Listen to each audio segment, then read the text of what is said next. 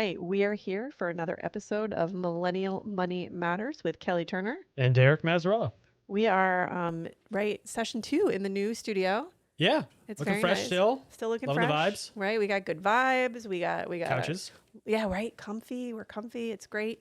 It is, as we're recording this, right? This season is coming out very soon in September. Yep. It is like the end of summer. We are in the final countdown to school starting. We both have kids. So how do you feel about that, Derek?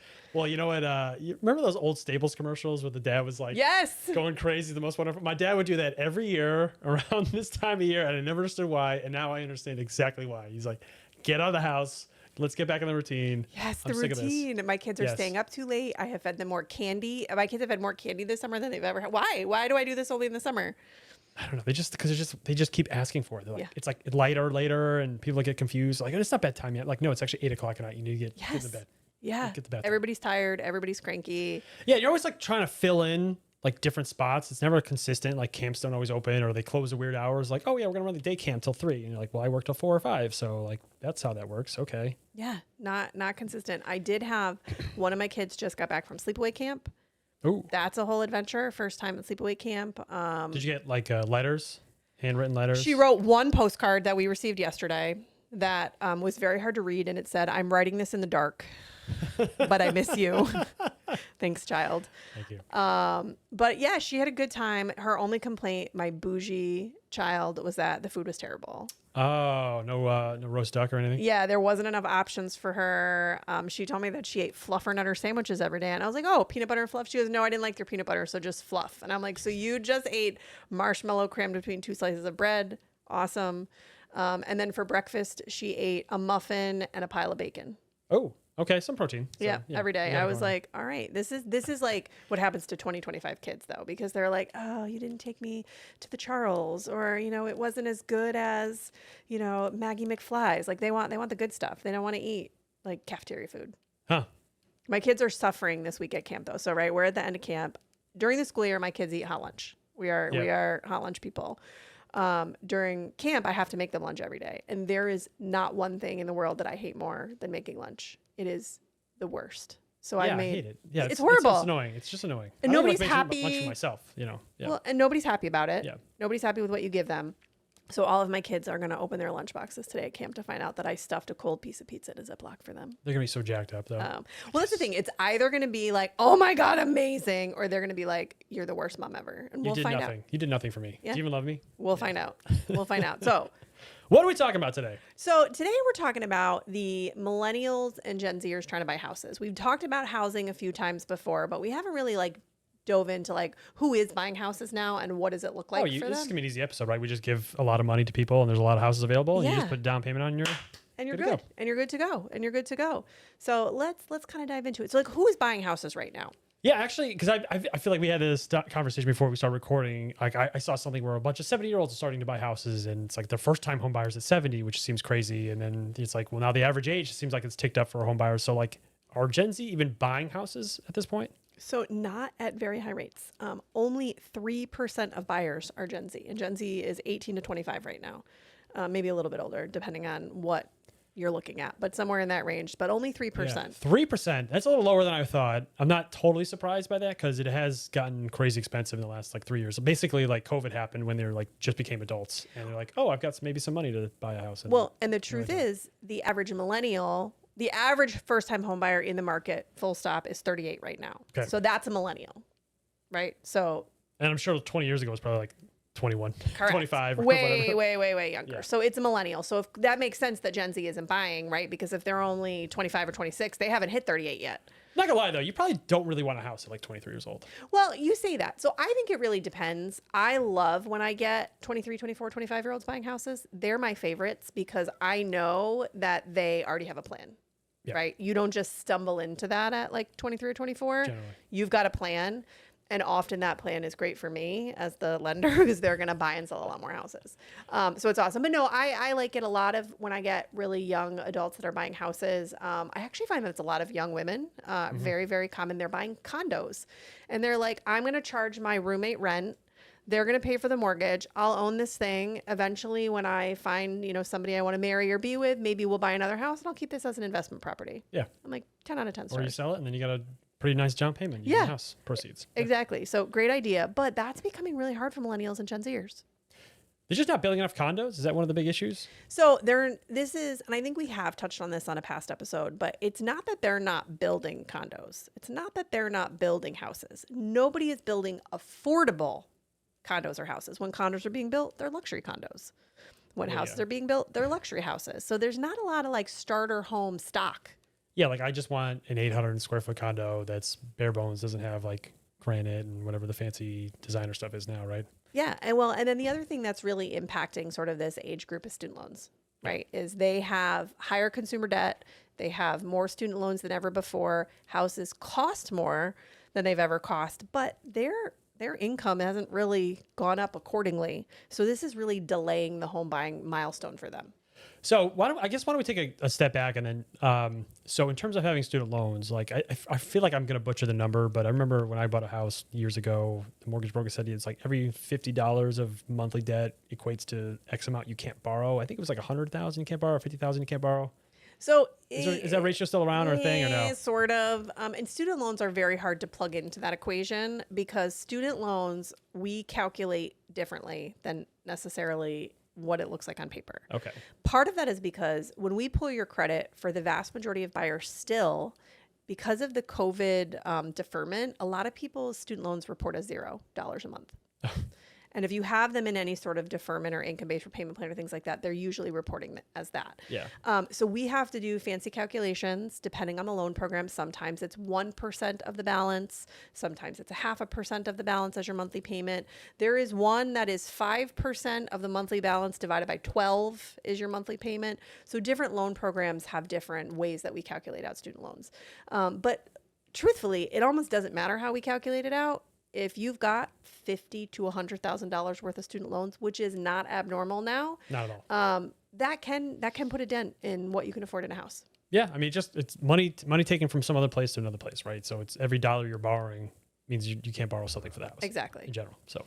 Exactly. So, let's talk about affordability and intent to buy. So millennials and Gen Zers do want to buy. So that's the first thing. They are interested in this market. They want to be in this market. When I'm speaking to my millennial and Gen Z home buyers, they're enthusiastic. Why? Well, number one, they are better educated than prior generations on homeownership because of, truthfully, tools like TikTok and Instagram and YouTube. Mm-hmm. They're watching videos. They're consuming content kind of around these topics. So they feel like, hey, I know what I'm doing. Yeah, I got that. And then we've got Zillow and all the other stuff where we kind of have an idea what the price of the house should be. Yeah. Do you find those things are kind of accurate or not at all? I mean, every like real estate professional's like, oh, Zillow.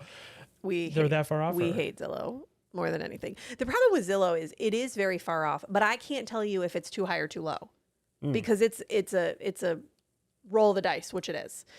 Sometimes I see Zestimates and I'm like, what in the make-believe number is this lowballed? I'm like, this house would sell for way more than that. And then we also see the opposite where we're like, on the 5th of never will this house sell for that much. Like, this is not even remotely accurate. So it's really hard. And what's hard about Zestimates is that people get really like hung up on them. That like, but the internet says my house is worth this. And we're like, cool. This house in your neighborhood is the exact same blueprint as your house with better updates than yours. And it sold 3 days ago for this amount. So. But the internet doesn't lie. The internet doesn't lie.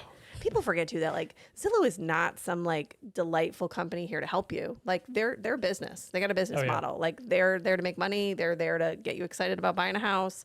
They're a company. They're not like your friend trying to be like, hey, your house is worth this much. That's so nice for you. That's so nice for you. Yeah. So I guess we'll get back to it. Where do you think the tools have actually been helpful in terms of, okay, now they feel like they're more ready than other generations? I think what the tools are helpful about is especially where we're using tools for education. So like Zillow, not super helpful. Zillow's great because you can like open house from your couch, right? The open house is what we used to do. You can stalk your neighbor's house from your couch. Like, ooh, what did their interior of their home look like? That. Yeah, we've all done that. You can look up what it last sold for. Again, I don't do that when I meet new friends. But it's not necessarily helping educate. I will tell you, I consume a lot of content. We've talked about this before in the podcast. I'm a social media girl. I'm on Instagram. I'm on TikTok. I'm on YouTube. There is some great content out there surrounding homeownership, the math, long-term planning, how it works, how to build equity in homes, how to utilize the equity in your home to buy more homes. We did an episode on like house hacking, what that looked, that sort of along those lines. So younger people are coming in like getting it. Right. Getting the terms, getting like, what is the plan? I'm not just buying a roof over my head, but I'm buying an investment. Yeah. I've noticed there's a lot more people willing to say, hey, look, I'm going to buy a 2-bedroom and rent it out, or I'm going to do this for 3 years and then I'm going to be going here. So I think these, Gen Z and our generation have really been good about having a plan for the home and thinking through, okay, well, what does my lifetime look like in this house? Is it going to be 5 months or is it my forever home? Yeah, 100%. And I've been having that conversation with homebuyers a lot more often. The other thing that's interesting for them, though, is that when our parents were buying houses, they bought a starter home.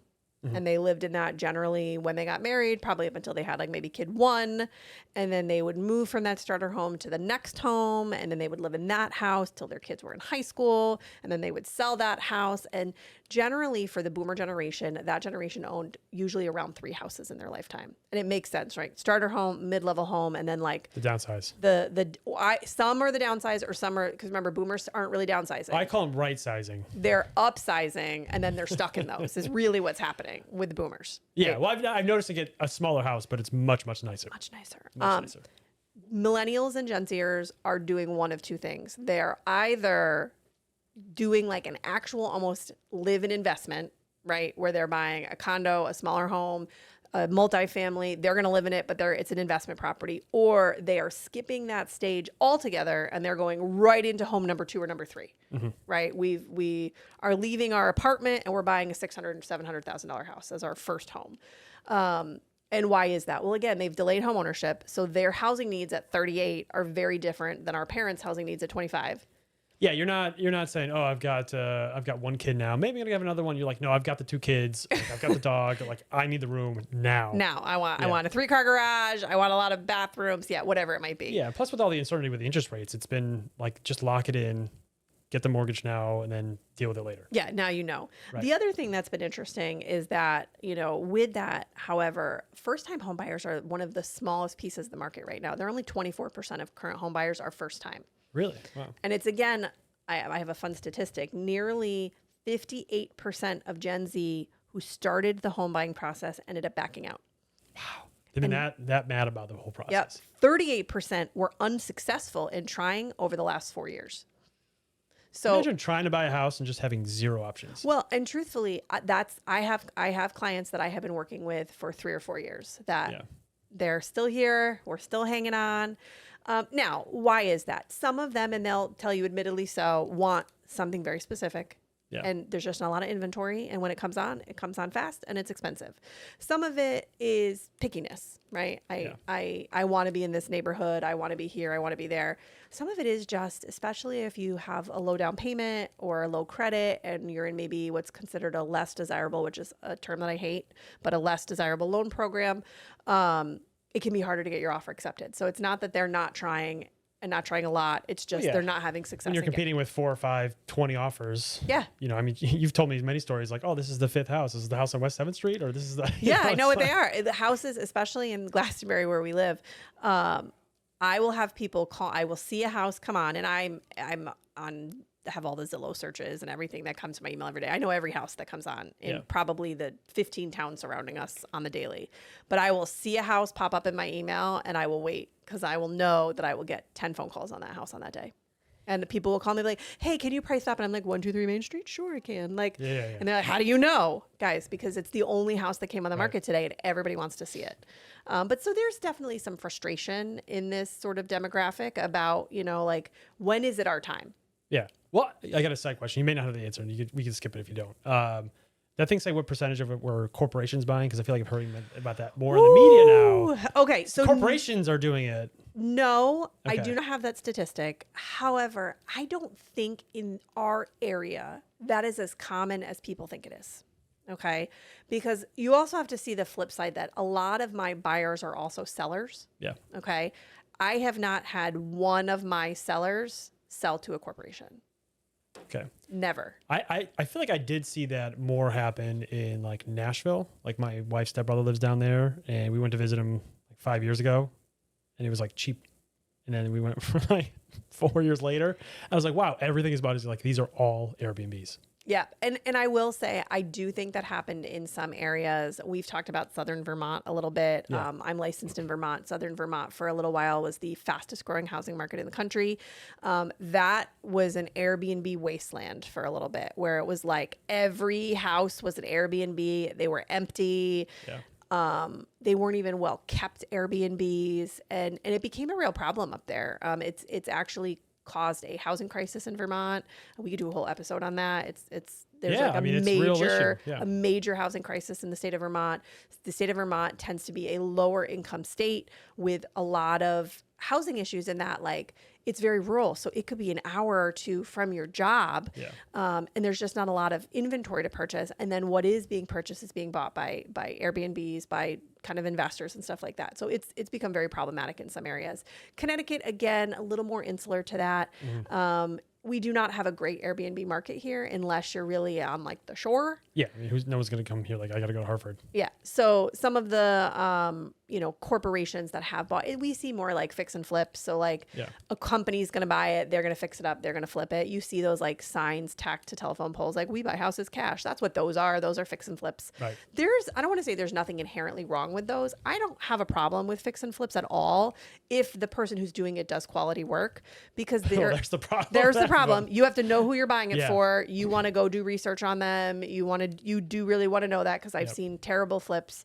But if you are buying from a reputable one, like there's a guy in Glastonbury, we should have him on at some point, who does great work. He does great work. He's a fix and flipper. He does great work. He prides himself in the quality of the work that he does. And why is it important? There's a lot of people who do not want to do the work. Yeah. So they're happy to pay a premium to get the house complete. Right. So, well, plus, I mean, if you think about it, all your neighbors should be happy because you're adding value to the house. 100%. Around them, you don't have this dumpy house now sitting in the lot. Yeah, with the, unkept lawn and whatever. Exactly. Yeah, right. So there's a place for those in the market. But that's really what we're seeing here as far as corporations are. What I have found really interesting is the like how to buy, okay, for millennials and Gen Zers. What are they doing? And what I have seen at much higher rates is either communal purchases. Oh. Or large family purchases. So what do I mean by communal purchases and large family purchases? 22% of Gen Zers bought homes with siblings. Siblings, huh? 21% expected family to participate in things like down payment. So gifting. Gift from grandma, gift from mom and dad. And 34% considered living with friends and family or buying with friends and family in order to save enough to purchase. So how does that work when it's someone that's like not your spouse, when you guys are looking mechanically from a mortgage standpoint? I do this a lot. So what generally happens is, right, I will get, and it's often, it's a lot of women. So I've talked a lot about women. It's a lot of like two women purchasing. I occasionally get guys or like a male and a female or something like that purchasing, but who aren't a spouse or aren't dating. But I see it more with two women that say, hey, I've got a pool of money. You have a pool of money. Neither of this money is enough on its own to purchase a house. We're going to live together anyway. It's Captain Planet as roommates. Yeah. Let's just do this. Right. Now, how does that work? Well, you are a co-borrower 1 and a co-borrower 2 on a loan. Okay, so you're on a loan application, sort of like spouses. Spouses go horizontally. These situations go vertically. What does that mean? We're not tying your credit reports together. Okay. Yeah. So no one's tying your credit reports together. That's like a horizontal loan where like everybody here is now tied to the loan together. You're sort of one loan application and another loan application that are both moving in a direction to purchase a home together. What is a little bit tricky is it does not matter who put what money in or who pays more in the mortgage. You are both owners of the home at equal amounts. So if I put in, let's say for $100,000, I put in 70, you put in 30, we still own the home 50-50. Correct. And we say 50-50. So when you own a home, you actually both own 100-100. And I know that sounds weird, but you're both... That math doesn't seem to math. You're both 100% responsible. And therefore, you both kind of collectively own this 100%. So it's not really like a split down the middle. It's really this... It's a lot more nebulous than that. What I don't love about these purchases, and so I generally send people to attorneys to discuss this ahead of time, is that when you own a home with a spouse, there is a legal mechanism for separation of that asset. Okay. What do I mean by that? We're going to do an episode on divorce at some point. When you get divorced, you go through a legal process that determines who owns the house, who's responsible for the mortgage payment. Are we required to sell the house and split the proceeds? There's a legal mechanism here. Yeah. When you own a house with a friend or an unmarried partner, there is no legal mechanism for the separation of that asset. You have to force the legal mechanism. Okay. What do I mean by force it? You kind of have to either come to an agreement or sue each other. So would you, I guess there's a couple ways I could ask this question. I guess one option is does it make sense to put it in like an LLC? So that is an option sometimes. I do have people do that because then same thing. Now there's like a legally binding agreement between you on who owns what share of this LLC. Now that's difficult when you're getting a residential mortgage. Okay. We can't really do that in an LLC. It's not really a business. Because that's now a business.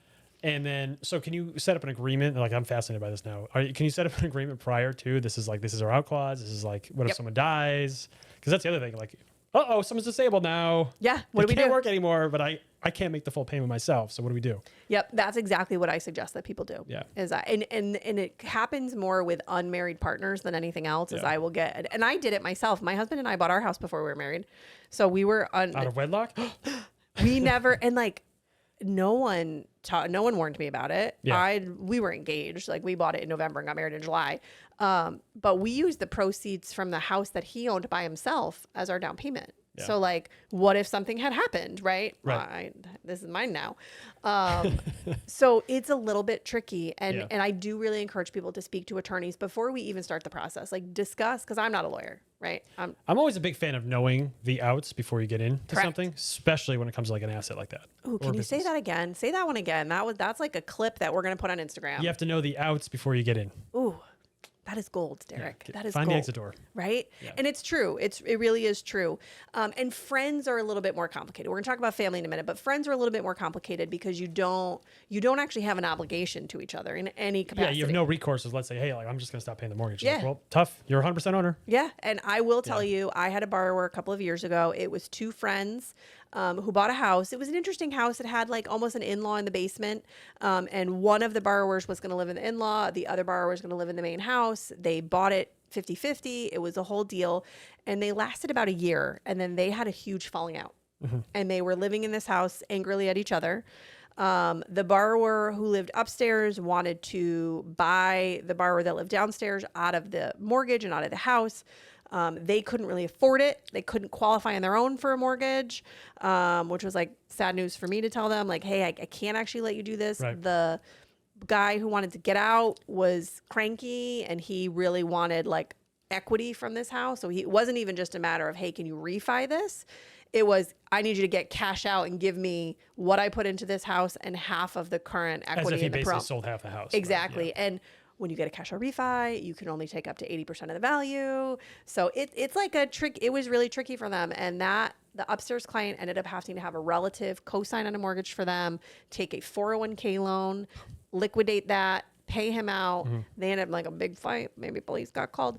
That was dramatic and they no longer live together. But it was something that I think if they had really understood the risk involved, they maybe wouldn't have made some of the choices they made. Now, my little disclaimer here is I tell everybody to go do this, but not everybody wants to do it.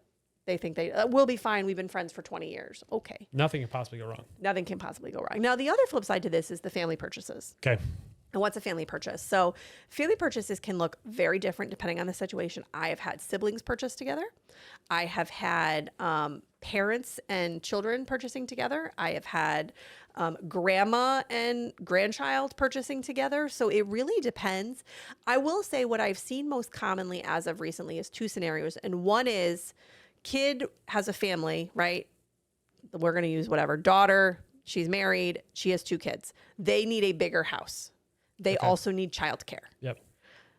Mom and dad own a big house, but not where these people need to live, right? Not where the daughter needs to live. They own a big house. They want to downsize.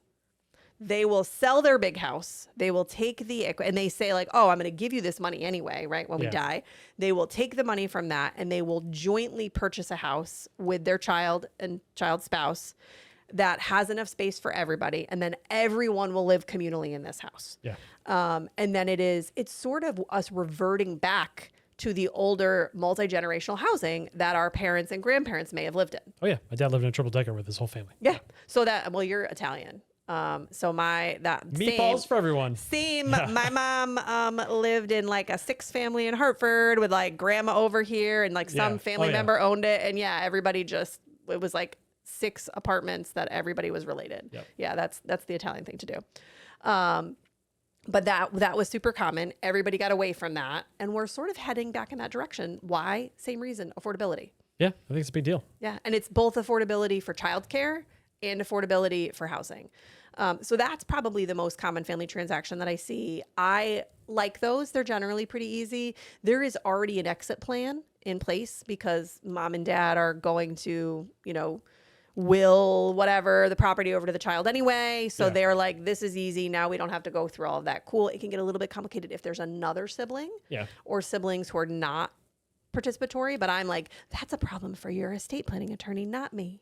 So please discuss it with them. Right. Occasionally they try to talk about it with me. And then the other thing that I see a lot is siblings. And that is, I would tell you, a more common thing. I see that more with brothers than I see with anybody else. 2 brothers. I have had probably in the last 5 years, 5 or 6 of this combination, 2 brothers, and they are more along the lines of the investment property that we're going to live in situation. I had 2 sets of brothers who bought duplexes, they each lived on one side. I have had a few that have bought 3-bedroom condos. And those are always interesting. I had a couple scenarios where 2 brothers bought 3-bedroom condos. Brother 1 lived in 1 bedroom. Brother 2 lived in another bedroom. They rented out the 3rd bedroom. 3rd person paid the mortgage. 2 brothers gain an equity. Very smart, or paid most of the mortgage. Yeah. So that seems to be a little bit more common, but those sort of scenarios is they're not planning on this to be a long-term situation. This is an alternative to renting an expensive apartment. Right. But you're also doing it smartly because you're going to build asset. You're going to hopefully be able to move out when you get the family and all the other fun stuff. And you have some equity. Or a property that you can rent out. I think these are all creative. I think they're all very resourceful. But it also is the lack of affordability pushes you into compromises that you maybe wouldn't have made otherwise. Yeah, well, I guess let's get into that because obviously the affordability. You look at any